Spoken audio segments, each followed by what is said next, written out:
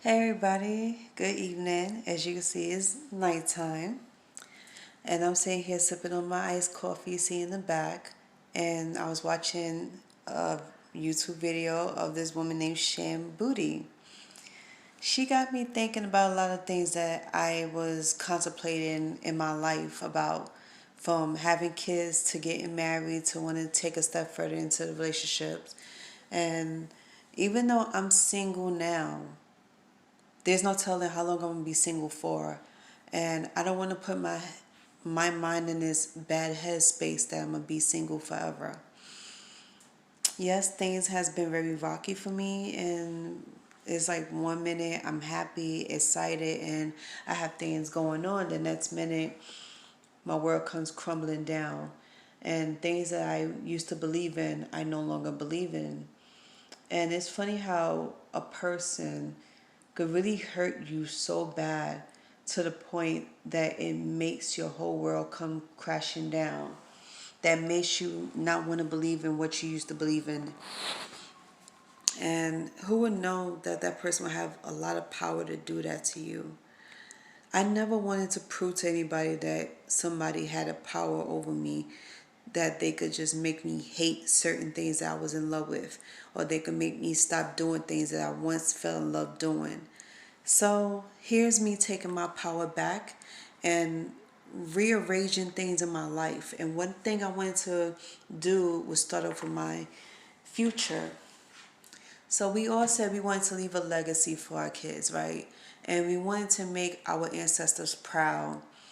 One thing I wanted to let my kids be proud of is the fact that I became a well aware woman, aware of my surroundings, my life. I'm aware of a lot of things that can happen, the cause and effect of things, and I'm a strong woman, a very determined, very powerful, strong woman.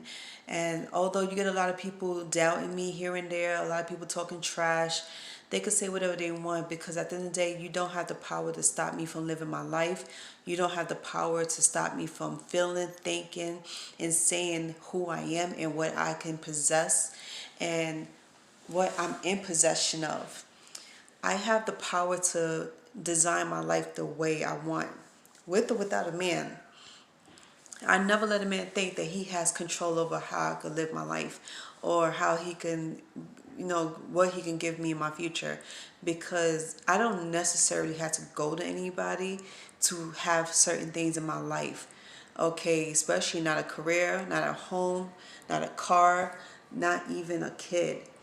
Nowadays it's called IVF, sweetie, and it's called cell the banks, sperm banks. Okay, and I really didn't want to say that, but I had no choice. But I didn't want to depend on a man for anything, and I never did, and I never will. At one point, I was desperate in my life for money, so I was doing a lot of things that I can do for money. And then it started to make me feel really low. So what did I do? I turned to God and I talked to him and I asked him if there's anything I can manifest. It would be a normal life. It would be a comfortable financial situation. And then I wanted to learn how to, manifest that. I manifest a lot of other things in my life and I didn't think it was going to happen. And when it happened, I was shocked. So I was like, if I could manifest that, I could manifest a love, a certain type of love I always wanted in my life. I could manifest money. I could manifest a home. It was so many things I wanted to manifest. So, with that being said, I wanted to get down to what I wanted in my life versus what I needed in my life. So, I always said I wanted to get married. I wanted to have a dog. I wanted to have kids. And my focus on kids lasted for a very long time. Like, I wanted to have two kids, and then two turned into three. And so I was like, I want to have three kids. I want to have a beautiful home.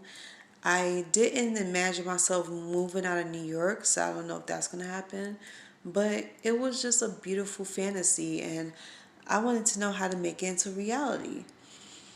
So the questions I really need to ask myself before I ask a man was, one, am I'm really emotionally, physically, financially stable and mentally stable to have a kid?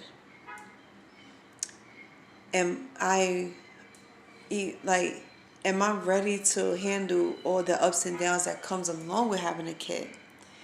Because after not being a mom for so long, you know, I feel like I'm starting all over again. So my brain has to start all over again into knowing some of these things, knowing how to take care of a kid, knowing how to keep my composure and keep the stress levels down when dealing with a kid. And sometimes I laugh about the situation because I was like, I could joke around with kids, I could have fun, I could make anything out of a game. One thing I learned about kids, and one thing I learned from being around parents and being around my kids' preschool, was that you can make a game and a joke out of everything to keep light on your feet, to make light of every situation with your kids. And thanks to my kids and my kids' schools, thanks to the parents, I started to learn how to make light of certain situations. Like, not everything is all that bad. Yes, you might have some stressful days. One day you sleep, relaxing, and all of a sudden your kid wakes up screaming, hollering, calling for you, you know, because they hungry or they just need their mother in their view. And sometimes they're gonna want you to sleep in the same room as them because they might be afraid of the dark or whatever like that. So it's like, think about all those things. Like, I do want to be that person that could provide my kids that type of safety, make them feel like they are not in danger, like they in the best hands in the world. I want to make my kids feel loved and comfortable and make them feel special. Mommy got you. Mommy will fight all the bad guys from you. You know, like beat them monsters down. Like, I'm that type of parent. I be mommy's, Captain Mommy or whatever. Mommy that saves the day. Oh, there's so many cops out here. What in the world? So anyway, so I was like, Sherelle, are you ready to have a kid? And every day I say yes, but I'm like, I gotta really take it serious and let it sink in, because I'm sitting here like, yeah, it's life, it's whatever. Yeah, I'm ready. But they was like, are you really ready? Are you ready for the stress? Are you ready for the the crying and the spilling stuff on the floor? Yeah, so I'm like, okay, so I was just thinking about them things, and then I was like, yo, and then what about marriage? Like, I know you want to get married. I know you want to live your life with somebody for the rest of your life because you're ready to stop the partying, you're ready to stop having one night stands and just dating casual and not taking nothing serious. But see, the thing is, I am taking a lot of stuff serious, believe it or not, because the last the last three guys I dated this year, I took two of them serious, and the last one I did not take serious. And funny was, I never thought I would ever fall in love with this person that I fell in love with. And no, it's not who you think it is. This guy I fell in love with, he was Caucasian. And it was my first Caucasian man I ever dated in my life, and that I was starting to take serious. But then I had to lay back for a little while because we we were so in a rush to get to know each other and to love each other and everything, because we kicked it off so well. The first week of us talking, it was like, okay, everything was going so well, like everything was going fine, sparks was flying. We was talking so emotional to each other, so romantic to each other, spitting all these good things to each other. And we didn't know what we really wanted. So we started asking each other what we really wanted out of life and what we wanted from each other. If we was to ever be serious, what we want to think about getting married down the line, or if you want to have kids, like, do you want to stick with me for the rest of your life? Do you see yourself stick with me for the rest of your life? It's like, these was heavy questions, and I didn't think he was ready to answer any of those things, but he was like more than ready and willing to answer anything. And then he started to get really excited about it, because I guess after he fell for me and he was really falling hard for me, I truly believe he fell in love with me. I'm never going to deny that. But how he showed me that he loved me, it wasn't adding up to his words. So that's why I stopped taking him serious, because your actions don't match your words. Something is wrong. And then if we can't talk about it, then what is the point of us being with each other? And I just kept thinking about how every time I try to start a conversation about it, he always ends the conversation with him bugging out on me, and started acting really belligerent and started being so disrespectful.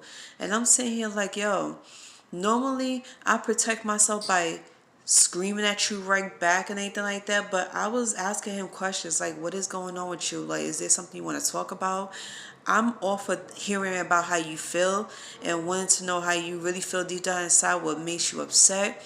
But something was like, if you ask this boy how he feels and he comes at you with a whole different answer that disrespects you, it's like, now you are well within your rights to get at him right back.